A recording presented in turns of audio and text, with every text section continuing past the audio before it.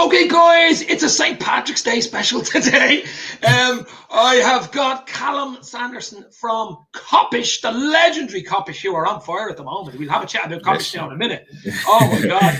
Callum, it's always great to have you on. Thank you very much for coming on. Sure, I just seen you on Twitter. It says, great to have St. Patrick's Day. It'd be great to have him on. Callum, how are you, buddy? Hopefully you're well. Brilliant as always when I'm invited on your channel, bro. And again, love what you're doing as well. So thank you for having me, man. Always a pleasure.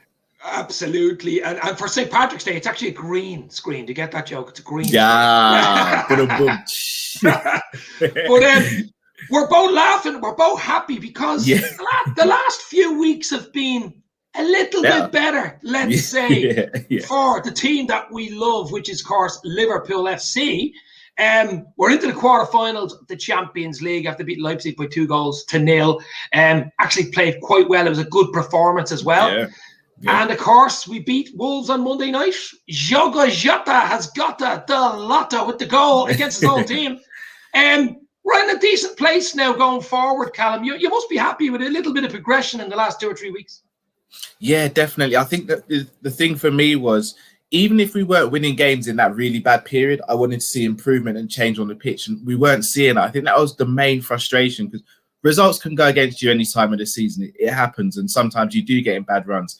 But if you were seeing your team, like say, for example, we had lost those 6 games, but we had battered the opposition and we'd created 10 chances a game and hit the post 3 times each game, you could come away and be like, you know what, it's just bad luck. But when you're not even creating chances, that's where the concern is. And that's changed. The Leipzig game, we created loads of chances. We should have been about 4-5-0 up at one stage.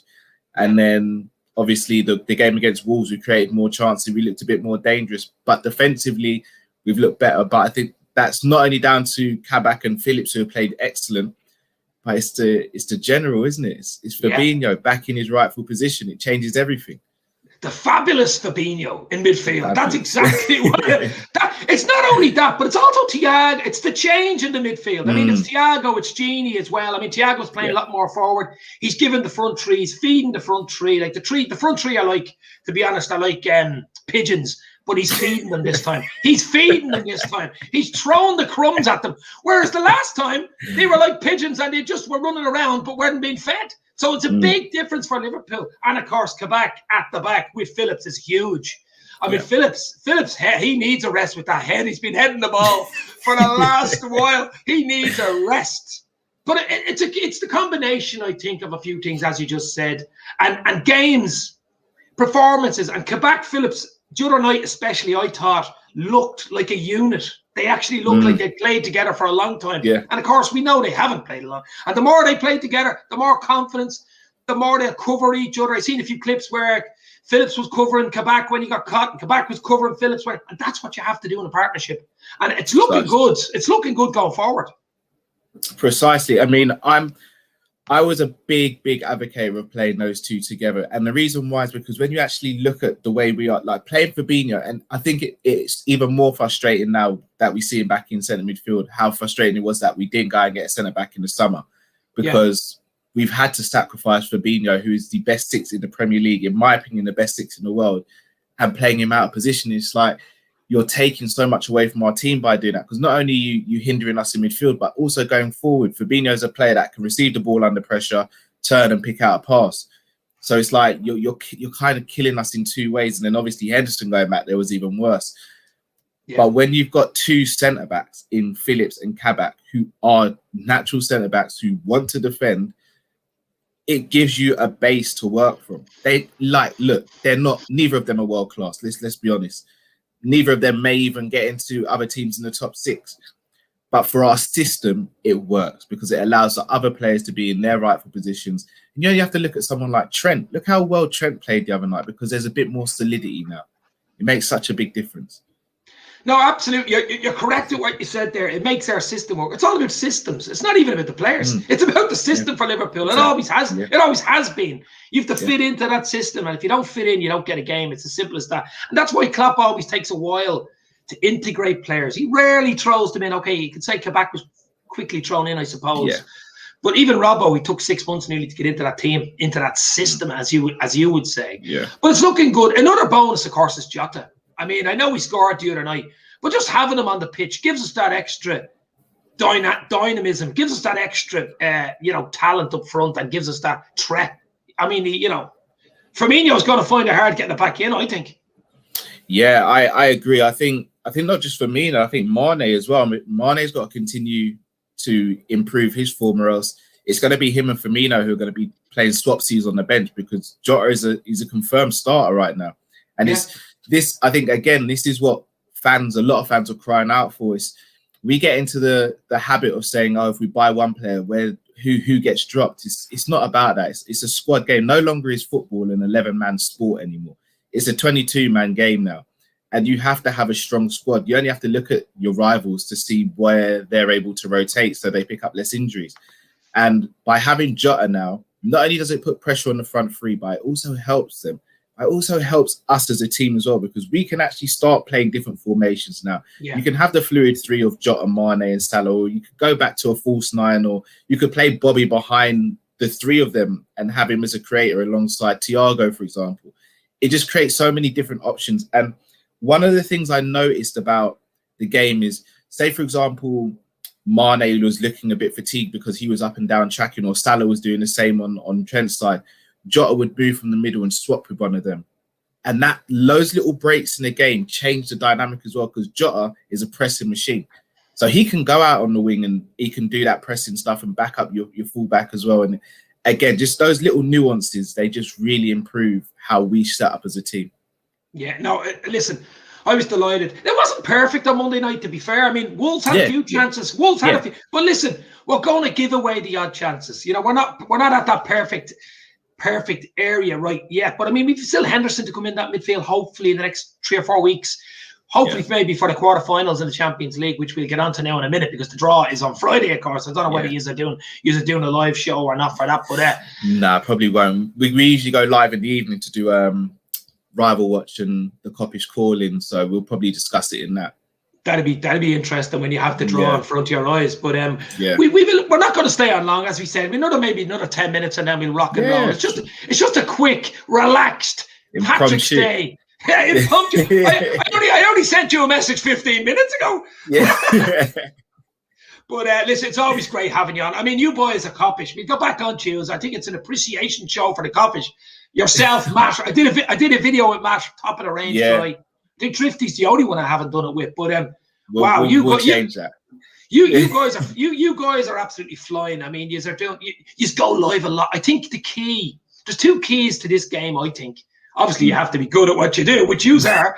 But if you're good at what you do, it's going live consistently, and I think it's collaborations.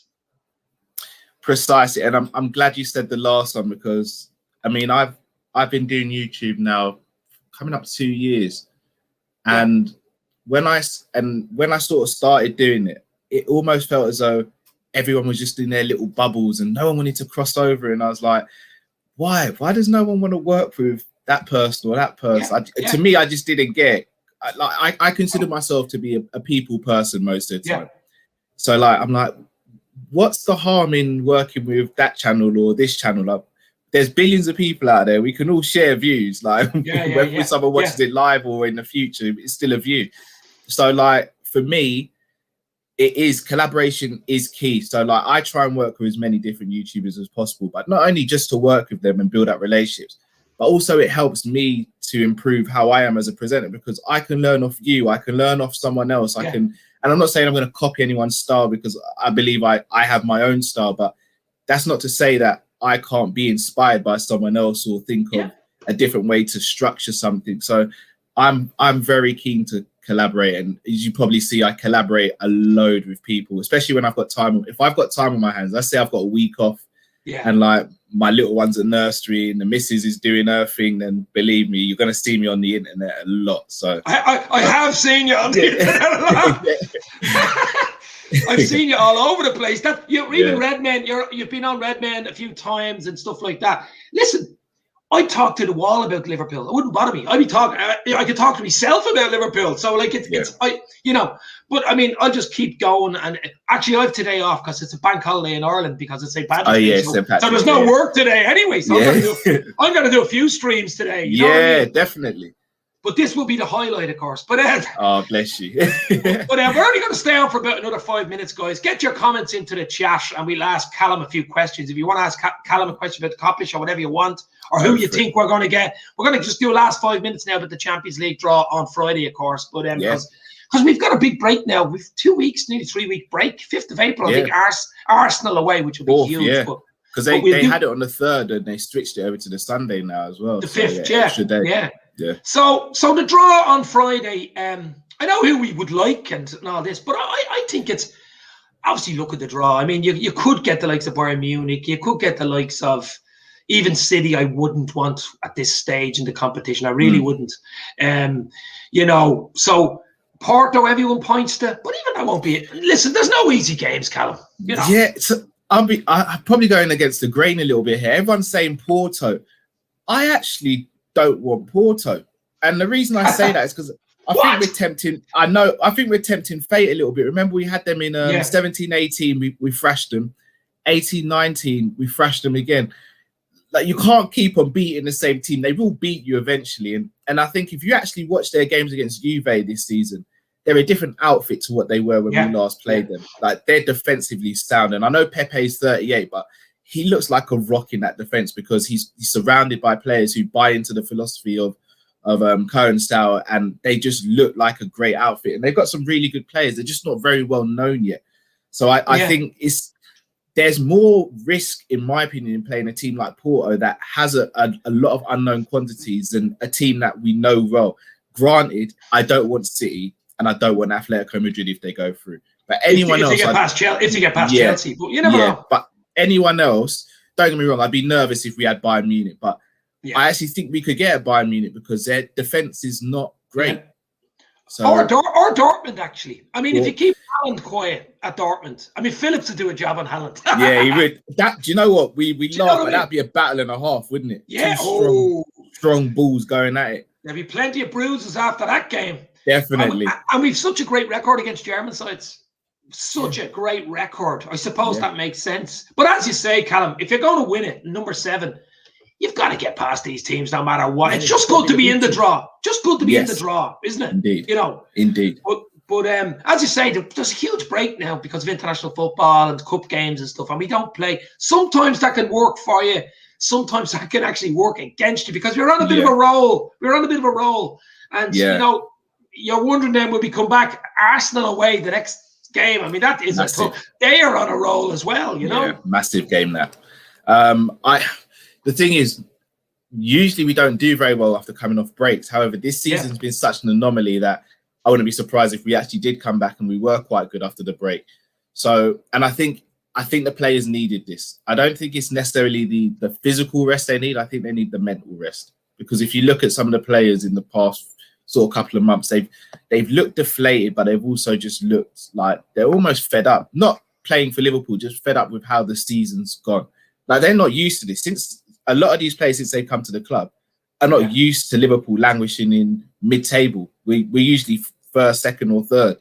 So this is new for a lot of those players. And then you look at all the injuries, the thing with like Klopp's mum, Alisson's dad. I think they just all need a little bit of a reset, and I think this 3 weeks will allow them to do that.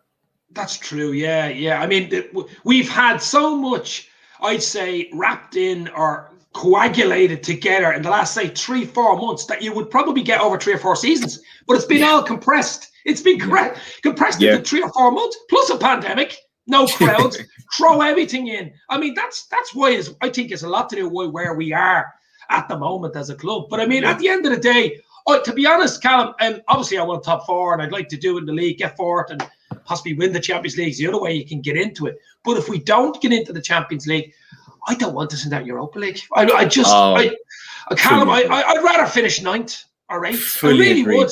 I fully agree. Like, I know it makes us sound a bit spoiled and entitled because you've got like West Ham and those teams that bite your hand off for a European place. But for us, I think it'd be so detrimental. And I think it would actually hinder us from getting certain talent to the club as well, because I think a player, again, I'm going to shoot for the stars, but let's say it's a Haaland. I think Haaland would rather come to Liverpool knowing that there's no Champions League, but no Europa, but knowing that there's one game a week where you're going to be playing, and that's the main focus, as opposed to maybe a Europa game. Maybe do I play? Maybe do I not? He's past the Europa phase. Like, he's got 20 goals in 14 games in the Champions League. He doesn't need to go and improve anything in Europa. He's past that. So I'd personally prefer us to miss out on Europa, because I think it would allow the squad to re-galvanise as well. No, absolutely. Right, guys, we're going to go in about 2 minutes, so get your last few comments in, because this is a quick fire video with my mate Callum. Thanks very much for coming on, Callum. As Pleasure, I said, brother. Guys, you've got to check out Kopish. I'm sure you know Team Kopish are and Kop-ish. You have Drifty, you have Matt, you have Callum. I mean, everybody knows who they are at this stage. But yeah, you guys are just going to go up and up. I've got to get on it though sometime. Yeah, you know, after this we'll speak about that and see when we're all free and get you on. Definitely. Absolutely, because it is a top show. I watch it most of the time. You see me. Oh yeah, we always see your comments. So yeah, we always watch your stuff, and we really do rate what you're doing as well. So, as I said, I'm just glad that we can collaborate like this, and there's no we can support each other, and we can both grow like that. That for me is the thing. Like, all these channels can grow together. It doesn't just have to be one grow, then the next. Like, all of us can grow at the same time, and I'm hoping that happens. That's brilliant. I'll tell you what, we'll leave it on that lovely note, because that was brilliant, Callum. Thanks very much for coming on. Pleasure, bro. It's been quick, but it's been a blast. The Reds, we've loads more content coming. Kop-ish, I'm sure, have it. Even though Liverpool aren't playing, I'm sure they'll have loads of stuff. When's your next show? Might be tonight. So yeah, we'll let people know on the socials, but it might be tonight. Okay. Thanks, guys. Thanks, comments. Callum, stay safe. Talk to you soon. Bless you, brother. Take care. Cheers.